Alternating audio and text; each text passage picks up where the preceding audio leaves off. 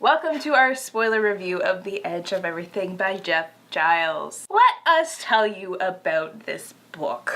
This book was a mess. It was a hot, It was flaming mess of just what is going on. Okay, so the beginning. Let's start at the beginning because that's probably the biggest warning. So you're introduced to Zoe. She has a younger brother. They live up on this mountain. There's a snowstorm coming in and she's supposed to be watching her brother, but her brother is playing outside with the dogs and, you know, snowstorm hits and her brother's nowhere to be found. Suddenly disappears and she's like, and I'm just like, how old is this kid? Later on you find out this kid is 8. Chelsey pointed out that the kid reads like he's anywhere between 3 and 6 at times. Yeah, he's not 8. She finds her brother. They go into the house of their neighbors. Their neighbors are dead. They were murdered a while back. This is a big deal because they liked their neighbors. And as they're hiding out in this house, someone pulls up into the driveway and I'm just like, okay. And it's the guy who killed the neighbors. And he's specifically there to kill Zoe and Jonah's dogs? No, that's not quite it. He's like, I think he's squatting in the house because he's got nowhere else to go. But he's like, oh, you brought the dogs back. I fucking hate those dogs. Let me kill them. Specifically how he is planning on doing it. He takes the dogs out onto the frozen lake and he's chipped a hole and he's drowning them. Okay. It's just, and then all of a sudden this rando guy shows up and the lake glows orange and he's just like, I'm here to punish you, bring you to hell. And then he takes off his shirt and his back becomes like a TV screen and he starts playing all of Stan the Man's, this guy, his sins on his back, and I'm just like, what?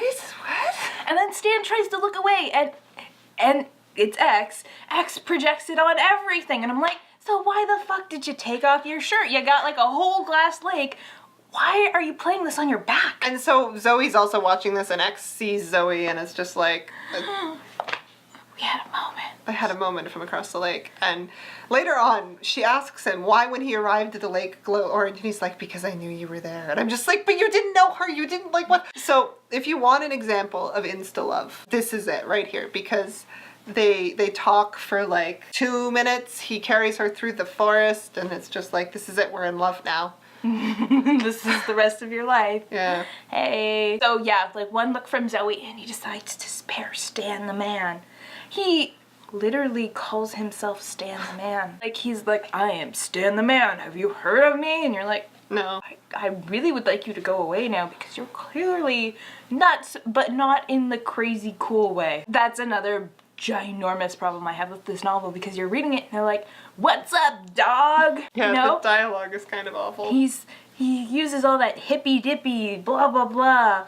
They're one righteous dude away from an 80s surfer movie. I actually had to think about what era this was set in because the language was so dated and crappy, but Tumblr, Instagram, Facebook, Snapchat, all name dropped. The author is just like, this is the language people use now, right? There's some definite attempts at millennial language. Because at one point she's like, I can't even. Or the best friend has a girlfriend and she has a Tumblr dedicated to the girlfriend's feet.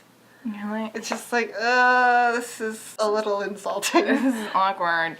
Zoe goes home and she reports finding Stan the Man to the cops, and the cops are like, who was the guy at the lake?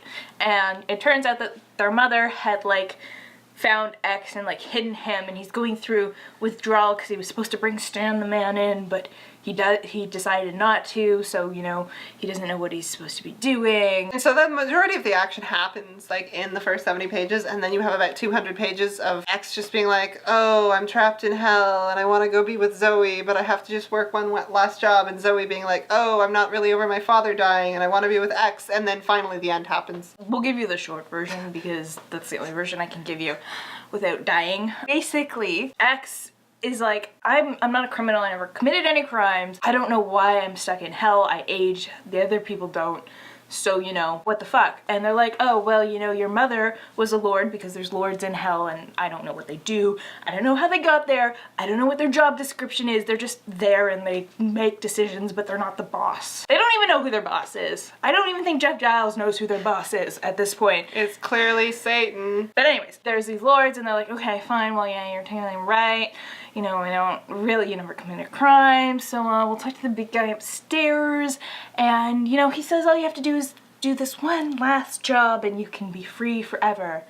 And, you know, all this time Zoe's been going on about, you know, her grief at her father dying in this caving accident and how, you know, he has this dark past that her mother knows about but won't tell her about that somehow involves Stan the Man. And it turns out that her father is alive and he, like, abandoned them because he couldn't deal with all the awful shit he did, and he's been living in the harsh wilderness of Canada. And, you know, ice fishing for the rest of his life. He's just abandoned his family. And so X is like, okay, well, I have to tell her about this, and if she doesn't want me to go through with it, fine, and I'll just go back to hell and live out my life. So they go up to Canada, and she confronts her father, and of course, she's like, no, he's gonna die. Oh, no, never mind. Just let him go, X. And so the lords get really pissed off, and they go back and destroy her house and her brother for no real good reason, except they want to do something to be bitchy and dickish. And they drag X back to hell, and then Zoe's like, I'll wait for you. That's it.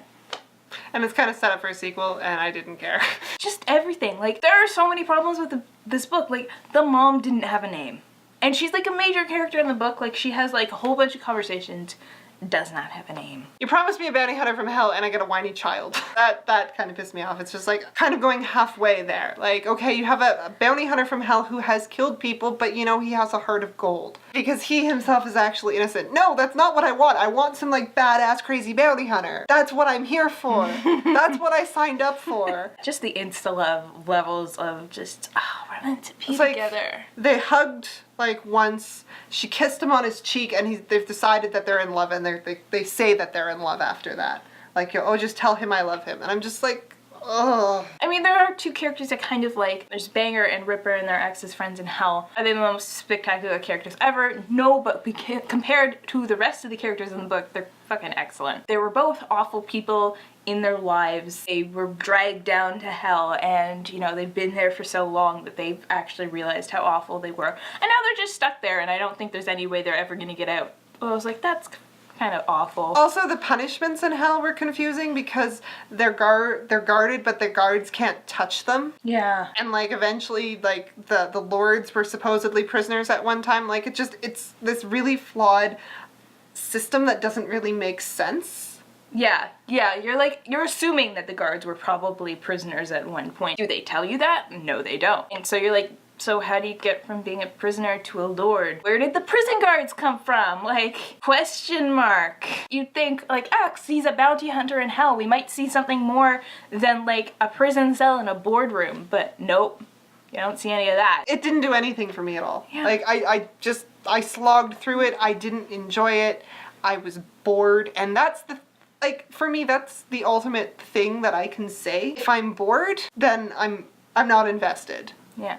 It feels like you're being pandered to. Yeah. Even just with like the name X, which is literally just a placeholder, and she's like, I'll come up with something better. But in like the first few pages, she thinks, maybe I'll call you Aragorn, and I'm like, don't try me. don't do that. He doesn't deserve it. Yeah, so she basically just names him placeholder. And I feel like the author was like, it's so hot. But it's not. It's like you're being pandered to, and they're like, this should work, and you've got this, and you've got this. It makes me think of the movie American Hustle. American Hustle had everything that equated a Oscar movie. It had the actors, it had the cinematographer, it had the director, it had the witty script, but there was so much focus on getting all these check marks and all the right boxes that when the movie itself just felt very soulless. Okay, yeah. And so this book, it has all of the things that people assume make a good YA story, but there's too much focus on including those things instead of writing a good story. So, yeah. We're giving a major skip this one for this book, The Edge of Everything. So unfortunately, as much as we hate to say it, that's it for this book. We're never touching the series again. Yeah, we're done. We're out. So we will see you guys next time. Tell us what you actually think about this book. Bye guys.